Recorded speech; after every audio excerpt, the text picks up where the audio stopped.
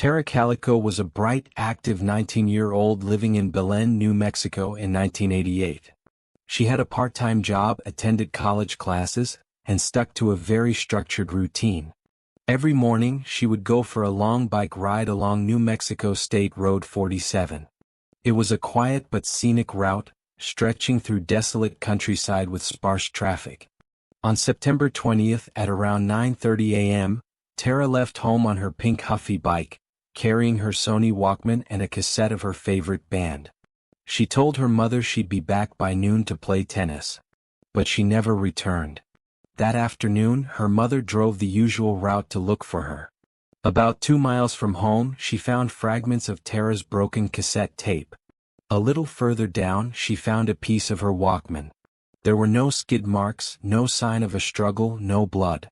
But it was clear something had happened. Authorities launched a full-scale search, combing the desert on foot, in helicopters and with dogs. But there was no trace of Tara or her bike. Weeks turned into months. Then a year passed. The investigation stalled and the trail went cold. Then, in June of 1989, a woman in Port St. Joe, Florida, made a discovery that would change everything. She parked outside a convenience store and noticed a Polaroid face down on the asphalt. She picked it up and was horrified.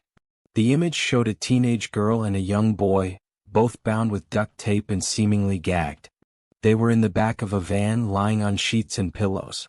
The girl's expression was panicked. The boy looked frozen in fear. The woman told police she saw a white van drive away just moments before she found the photo. The image hit the news.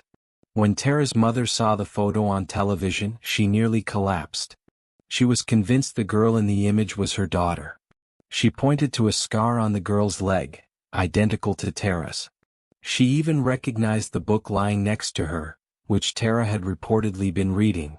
The boy in the photo was believed to be Michael Henley, a 9-year-old who had vanished just months earlier during a camping trip in New Mexico. Suddenly the mystery deepened. Were Tara and Michael kidnapped by the same person? The FBI got involved and analyzed the photo. Scotland Yard in the UK also gave their opinion. Some experts agreed it could be Tara. Others disagreed. The image quality, combined with the limitations of 1980s technology, made a definitive answer impossible. Then, in 1990, Michael Henley's remains were found just 7 miles from where he disappeared. It was determined he died of exposure, likely lost and unable to find help. This cast serious doubt on the Polaroid theory. If the boy was Michael and he died in the woods, then who was in the photo? And if it wasn't Michael, could it still be Tara?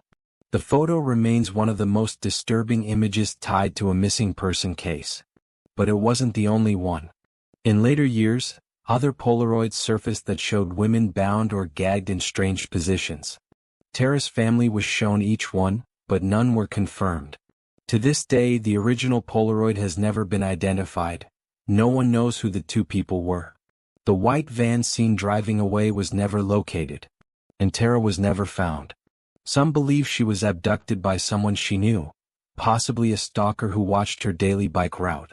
Others believe she may have been accidentally hit by a truck and abducted in a panic to hide the crime.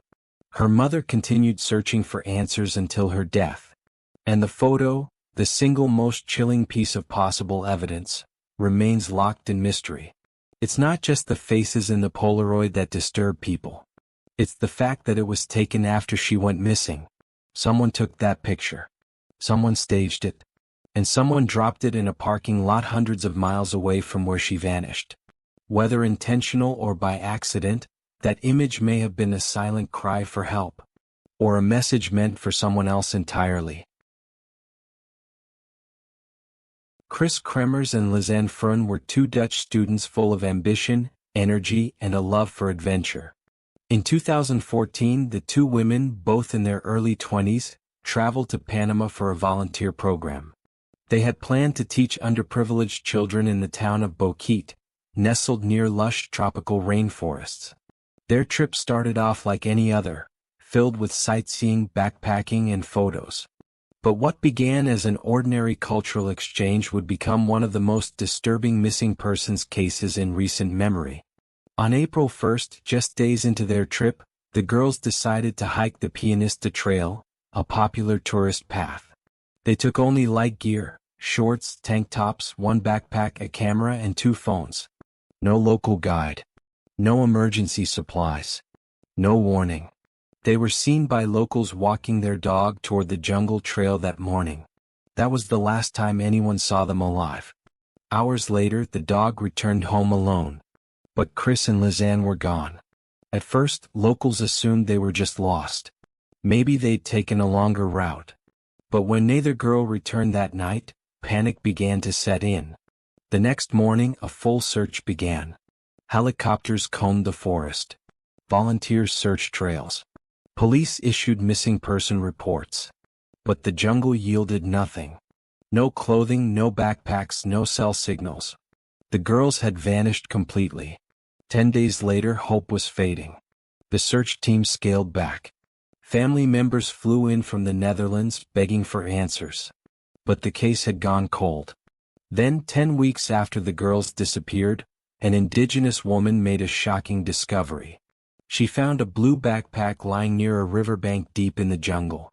Inside were both girls' phones, sunglasses, a water bottle, cash, 2 bras, and a camera. The bag was in surprisingly good condition, as if it had been placed there deliberately. But what investigators found on the devices inside would change everything. The phones told a story of growing desperation. Starting the night they vanished, both Chris and Lizanne had made dozens of emergency calls, over 77 attempts in total.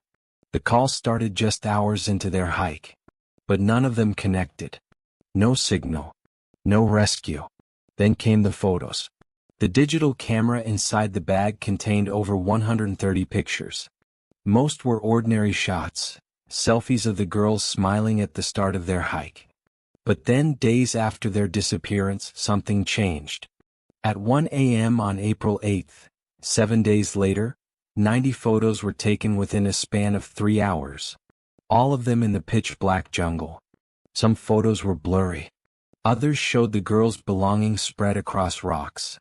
A mirror was seen propped against a stone. There were close-up shots of tree trunks, leaves, water droplets. In one image, toilet paper is draped over a rock. Another showed the back of Chris's head. There was blood near her temple. The implications were horrifying. Why were they still alive a week later, taking pictures in the dark?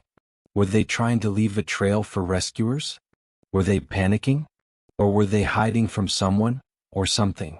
Some believe the photos suggest they were being hunted. Others say they got lost and descended into madness. But things got even stranger. Weeks after the backpack was found, searchers discovered bones scattered miles away. A piece of Chris's pelvis. A boot with Lizanne's foot still inside. A single rib. Shockingly, one of Chris's bones was described as being unnaturally clean, as if it had been bleached or exposed to chemicals. Lizanne's bones, on the other hand, still had skin attached. It suggested they died at different times. The inconsistencies were chilling. Why were some bones clean while others were decomposing? Why did the phone data stop abruptly after the emergency calls, right before the night photos? And who took those pictures? Was it one of the girls? Or someone else? Locals had long whispered about strange things in those jungles. Disappearances. Shadows in the trees. Unmarked paths that even experienced guides refused to walk. And that trail, Pianista, is known to be treacherous if you go too far past its endpoint. Some believe the girls wandered too far and fell down a ravine. Others believe foul play was involved, and that the jungle was used to hide it. But the most disturbing part of this story isn't the bones or even the calls. It's the images. Images taken by 2 young women, alone in the rainforest, using the last of their battery power. Not to take selfies, but to document the shadows creeping toward them. Images that feel less like photographs, and more like a cry for help no one heard in time. To this day, no one knows exactly what happened to Chris Kremers and Lizanne Frun. The camera was real. The photos were real. The terror was real. But the answers remain hidden somewhere deep in the jungle. And the only people who truly knew the truth never came out.